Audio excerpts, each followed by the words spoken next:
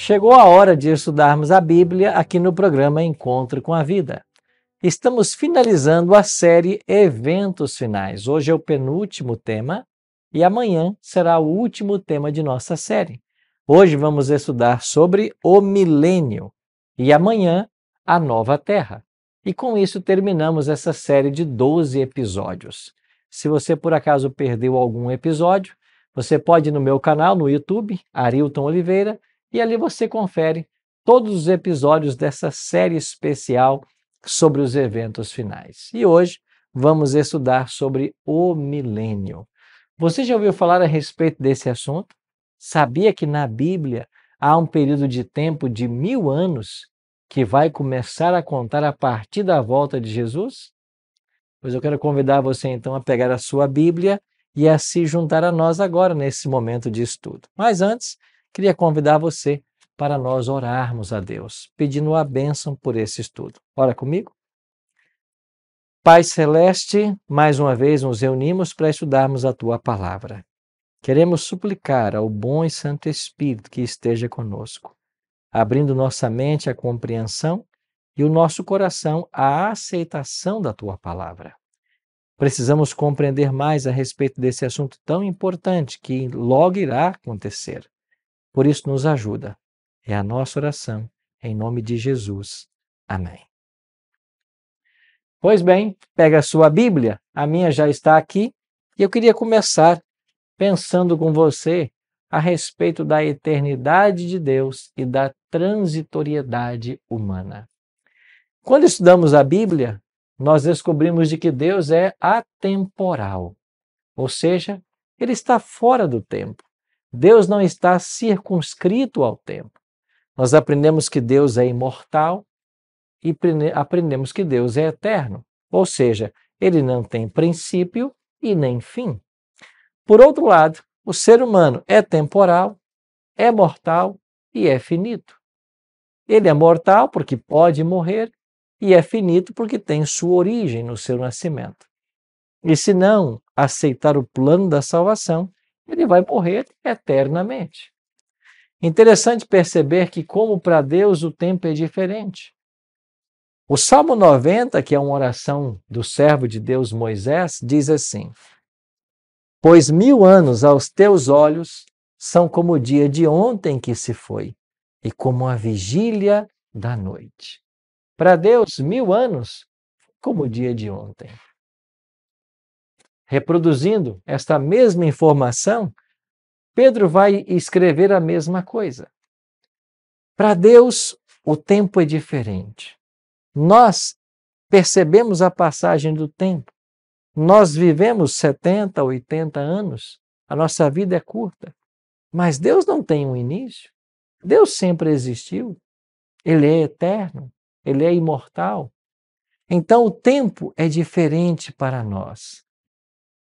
No Salmo 8, verso 3, sobre esse Deus maravilhoso, o salmista escreveu: Quando contemplo os teus céus, obra dos teus dedos, e a lua e as estrelas que estabeleceste, e é o homem que dele te lembres, e o filho do homem que o visites, esse ser que criou todas as coisas.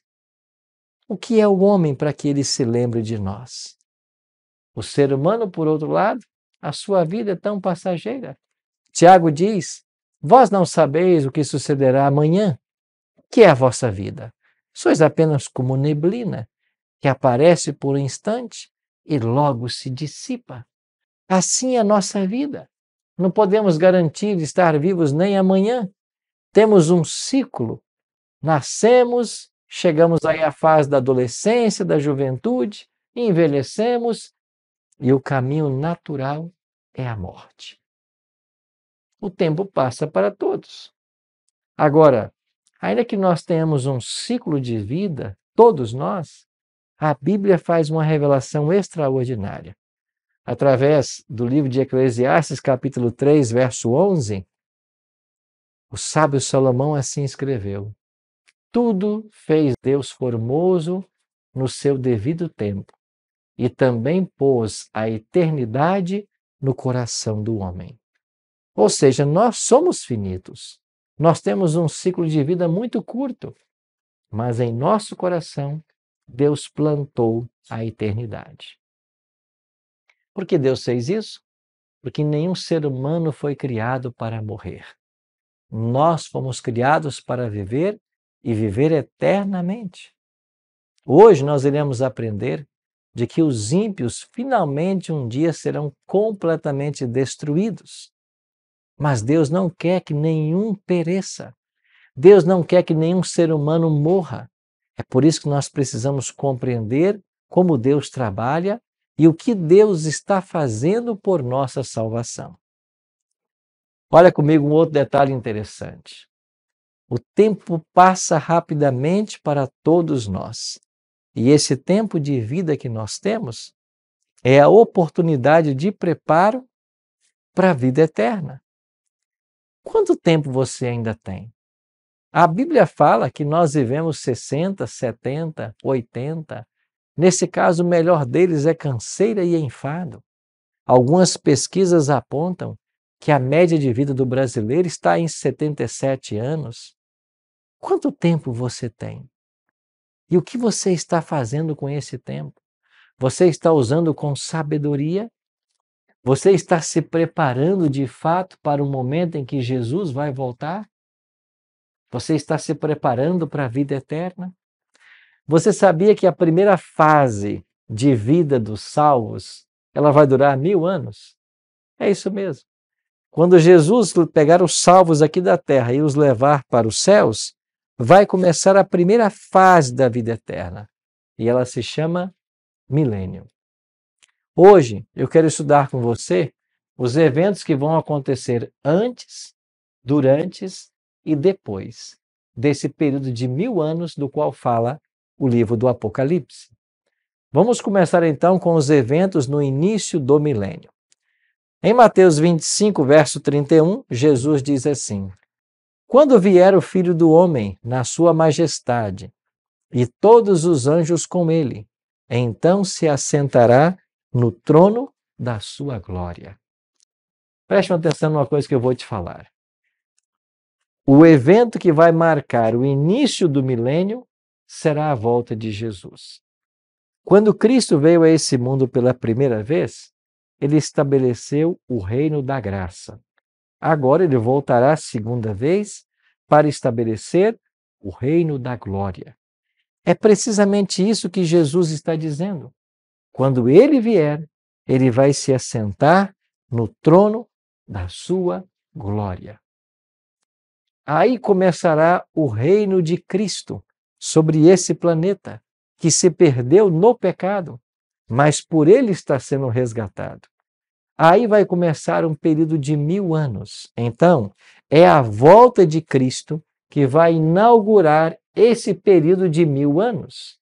E o que mais vai acontecer ainda no início desse milênio? Bom, 1 Tessalonicenses 4, 16 e 17 dizem assim: Porquanto o Senhor mesmo, dada a sua palavra de ordem, ouvida a voz do arcanjo e ressoada a trombeta de Deus, descerá dos céus, e os mortos em Cristo ressuscitarão primeiro. Depois nós, os vivos, os que ficarmos, seremos arrebatados juntamente com eles. Com eles quem? Os mortos que ressuscitaram, entre nuvens, para o encontro do Senhor nos ares. E assim estaremos para sempre com o Senhor. Quando Cristo voltar, os salvos passarão pelo fenômeno da glorificação. Os salvos que estiverem vivos serão transformados no momento, num abrir e fechar de olhos, e os salvos que estiverem mortos, eles ressuscitarão transformados. A esse evento chamamos a glorificação dos salvos. Então vamos recapitular. Quando Cristo voltar, começa a contar o período de 1000 anos. Então a volta de Jesus é o primeiro acontecimento do início do milênio. Um segundo acontecimento: todos os salvos serão transformados. Essa transformação chamamos de glorificação.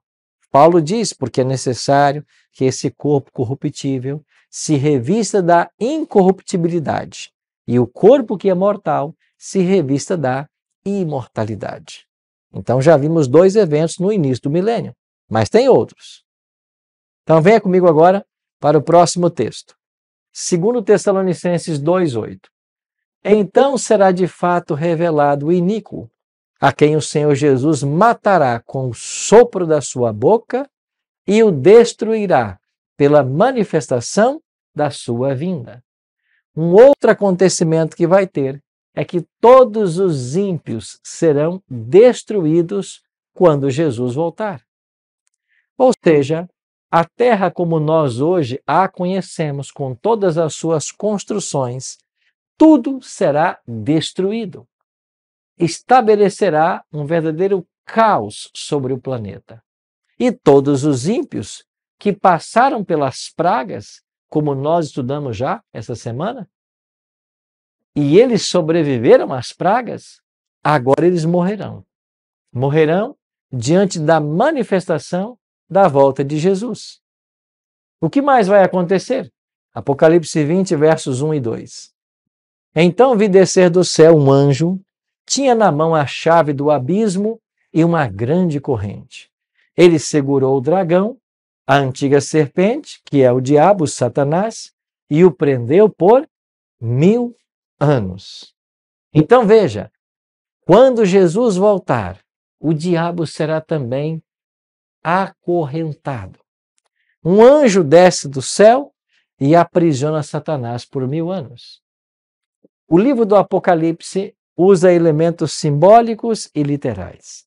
Não é que Satanás vai estar acorrentado aqui à terra, ele estará preso pelas circunstâncias, porque todos os salvos foram levados para os céus. Todos os ímpios estão mortos. Não tem a quem ele tentar. E já que não tem ninguém para tentar, o Apocalipse diz que ele vai estar preso. Então vamos recapitular os eventos que marcam o início do milênio. Jesus volta, os salvos são transformados, os ímpios são mortos com o esplendor da volta de Jesus, Satanás é preso e a terra vai estar desolada e vazia. Por quê? Porque todas as obras da terra foram destruídas. Não ficou nenhum prédio de pé. A terra vai estar desolada e vazia. Por quanto tempo? Por 1000 anos. Agora, nós vamos começar a estudar os eventos que vão ter lugar durante este período chamado de 1000 anos ou milênio. Quais os eventos, então, que ocorrerão durante o milênio? Vamos ler mais um texto da Palavra de Deus agora sobre os eventos durante o milênio. Satanás vai continuar preso, porque ele ficará preso por 1000 anos. O verso 6 diz assim: Bem-aventurado e santo é aquele que tem parte na primeira ressurreição. Sobre estes a segunda morte não tem autoridade, pelo contrário, serão sacerdotes de Deus e de Cristo, e reinarão com ele os 1000 anos. Aqueles salvos que foram transformados, glorificados, no momento da volta de Jesus, são por ele agora levados para os céus. E o que eles farão lá nos céus por 1000 anos? Eles vão reinar com Jesus Cristo. Inclusive, uma das promessas das igrejas do Apocalipse, a promessa de Cristo à Laodiceia, é que aquele que vencer vai sentar no seu trono, vai reger as nações. Então, durante 1000 anos, os salvos estarão com Cristo no céu, reinando. O que mais vai acontecer? Verso 5. Os restantes dos mortos não reviveram até que se completassem os 1000 anos. Durante esse período, a terra vai continuar um caos e todos os ímpios estarão mortos. Inclusive, todos os ímpios morrerão na volta de Jesus. E se todos morrerão, não haverá ninguém para sepultá-los. O livro do Apocalipse apresenta uma cena que é um contraste bem interessante. O Apocalipse fala sobre as bodas do Cordeiro e a ceia das aves. Enquanto os salvos, eles estarão indo para a festa de casamento com Cristo, as bodas do cordeiro? A ceia das aves fala da carnificina, ou melhor, do alimento das aves, dos abutres, das aves de rapinas, que estarão comendo a carne dos ímpios que estarão sobre a face da terra.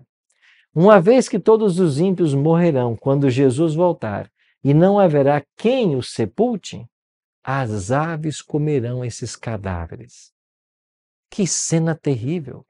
O Apocalipse chama isso de a ceia das aves, em contraste com as bodas do Cordeiro. E a pergunta que eu faço para você é: em qual festa você quer estar? Você quer estar na ceia do Cordeiro, nas bodas do Cordeiro, ou você quer estar na ceia das aves? Bom, a resposta é lógica, né? Todos nós queremos ser salvos. Todos nós queremos estar com Cristo. O que mais vai acontecer durante o milênio? Apocalipse 20, verso 11 diz: Vi um grande trono branco, e aquele que nele se assenta, de cuja presença fugiram a terra e o céu, e não se achou lugar para eles. Vi também os mortos, os grandes e os pequenos, postos em pé diante do trono. Então se abriram os livros. Ainda outro livro, o livro da vida, foi aberto. E os mortos foram julgados segundo as suas obras, conforme o que se achava escrito nos livros. Sabe o que vai acontecer durante o milênio? O juízo dos mortos, o juízo dos ímpios. Esses mortos são aqueles que não foram salvos. Agora, durante 1000 anos, os casos deles serão julgados. E todas as pessoas que se salvaram terão acesso a esses livros de registro para saber o porquê dessas pessoas não terem se salvado. Imagine você uma família. Um cônjuge se salva, o outro não. E quando esse cônjuge chegar no céu, ele saberá que ali sua esposa ou seu esposo não está ali. Por que não está? Ele vai ter acesso a esses livros de registro. E quando ele ver por esses registros que o céu fez todo o esforço necessário para salvar esta pessoa, mas que finalmente ela não quis, ela não aceitou, uma declaração apenas sairá de nossos lábios: justo é o Senhor. O juízo de Deus será com justiça e equidade. Jesus não pode levar para o céu ninguém que não queira ir. É por isso que eu e você precisamos, meu amigo, estar atentos hoje e tomarmos decisões sérias em favor da verdade, em favor de Cristo, porque a questão de salvação é uma questão individual, não é transferível. Eu e você precisamos fazer as escolhas certas, nos prepararmos. Então todos nós saberemos o porquê da perdição dos ímpios. Essa também é chamada a segunda fase do juízo, juízo de comprovação. A primeira fase define quem vai se salvar e quem vai se perder. A segunda apenas apresenta por que se perderam os ímpios. E a terceira fase é a executiva, que daqui a pouquinho nós vamos ver. Então vamos recapitular os eventos que terão lugar durante o milênio. Os salvos estarão no céu, tanto reinando com Cristo, quanto julgando aos ímpios. Não que eles serão julgados por uma nova chance de salvação, mas é apenas um juízo de comprovação. É apenas para saber o porquê da perdição deles. Um outro evento que vai ter lugar: os ímpios estarão todos mortos. Alguns deles morreram na volta de Jesus e outros morreram antes. Os que morreram antes não viram Jesus voltar. Os que ficaram vivos até a volta de Jesus o viram voltar e morreram por causa do esplendor da manifestação da volta de Jesus. Satanás continua preso porque não tem ninguém a quem tentar, e a terra continuará desolada e vazia. O profeta Jeremias teve uma visão e ele viu a terra desolada e vazia. Ele olhou para os montes e outeiros, não existiam mais. A terra voltará a um estado caótico durante 1000 anos. E então chegamos ao final do milênio. E quais são os eventos que marcam o fim desse período de 1000 anos? Apocalipse 20, verso 7 diz: quando, porém, se completarem os 1000 anos, Satanás será solto da sua prisão. Nós havíamos lido que Satanás foi preso por 1000 anos. Agora os 1000 anos terminaram, ele vai ser solto. Por que ele vai ser solto? Porque vai acontecer a segunda ressurreição, da qual falou Jesus em João 5, 28 e 29. A Bíblia diz que nesse tempo, então, a cidade santa vai descer dos céus. João viu essa cidade descer dos céus. Olha Apocalipse 21, 9. Então veio um dos 7 anjos que tem as 7 taças dos últimos 7 flagelos e falou comigo dizendo: vem, mostrar-te-ei a noiva, a esposa do Cordeiro. E me transportou em espírito até uma grande e elevada montanha e me mostrou a santa cidade, Jerusalém, que descia do céu da parte de Deus. A cidade santa descerá dos céus. E quando a cidade santa descer dos céus, os ímpios ressuscitarão. E agora Satanás convencerá os ímpios de que eles podem atacar a cidade santa que desceu do céu e derrotá-la. O Apocalipse continua. Então sairá a seduzir as nações que há nos 4 cantos da terra, Gog e Magog, a fim de reuni-los para a peleja. O número destes é como a areia do mar. Você consegue imaginar a cena? Todos os ímpios ressuscitam. Isso significa a soltura de Satanás.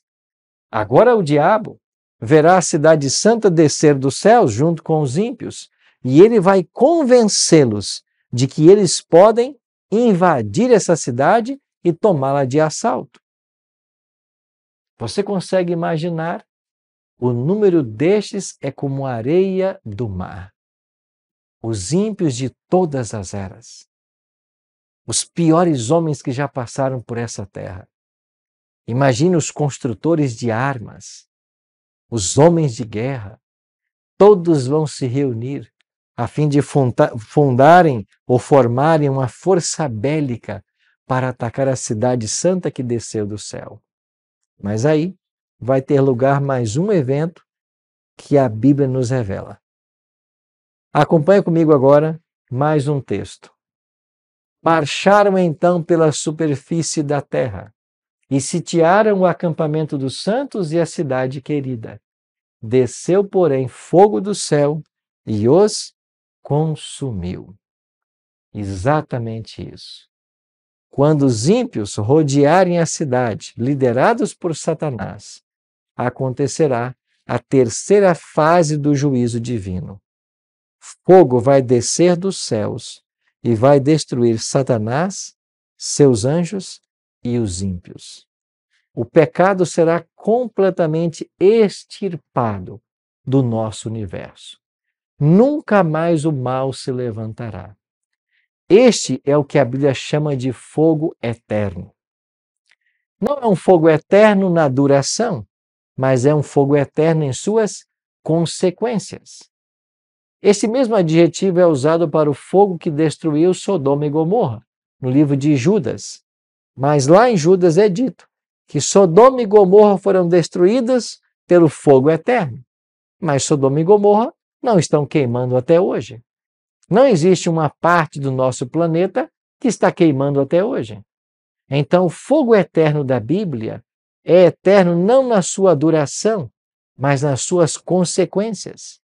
Ou seja, esse fogo vai destruir completamente Satanás, os ímpios e os anjos maus, ao mesmo tempo que purificará o nosso planeta. E este planeta, agora purificado, é chamado no Apocalipse de novo céu e nova terra. É por isso que João diz assim: vi novo céu e nova terra, e as primeiras coisas passaram. As primeiras coisas têm a ver com o momento que nós estamos vivendo hoje, com a situação que nós estamos enfrentando. Então, amigo, há uma promessa de restabelecimento da ordem. é restabelecimento de tudo que nós perdemos por causa do pecado. A nossa terra vai ser renovada. Este planeta voltará à sua beleza edênica e nós teremos de volta tudo que nós perdemos no jardim. Isso mesmo. Será devolvido à humanidade o jardim do Éden e nós teremos então vida e vida eterna. É por isso que em Mateus 25:34 Jesus diz: Vinde, benditos de meu Pai, entrai na posse do reino que vos está preparado desde a fundação do mundo. Isso mesmo. O reino de Deus foi nos preparado desde a fundação do mundo. O pecado não pegou Deus de surpresa. O plano da salvação não foi um plano tardio que Deus estabeleceu repentinamente. Deus é onisciente, sabe de todas as coisas. Deus sabia que o homem pecaria, já havia estabelecido um plano de salvação. O Jesus viria para dar a sua vida por todos nós. Estamos vivendo aí, concluindo cerca de 6.000 anos de pecado e se aproxima o dia em que esse milênio vai começar e ele vai abrir com a volta gloriosa de Jesus a essa terra. E esse evento é o mais importante de todos, por quê?